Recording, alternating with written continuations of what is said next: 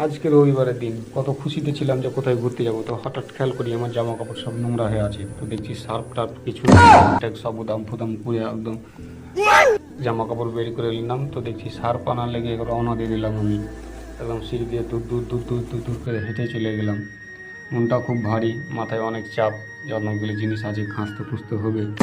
আজকে ঘুরতে মুড়তে যেতে পেলাম না।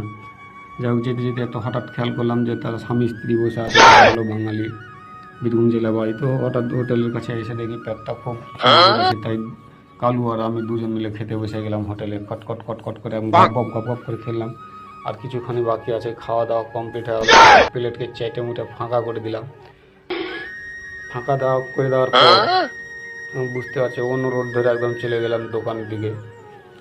কিছুক্ষণ হাঁটার পর সেই দোকানটার কাছে এলাম, দোকানের ভিতরে গেলাম। সেখানে ভিডিও করা অ্যালাউ ছিল না ভিতরে, যা হোক আমি একটু আলগা জায়গা বলে ঠিক করলাম। ফাইনালি দুটো সার্ফ একটা কলগেট কিনে নিলাম, চলে এলাম ঘরে।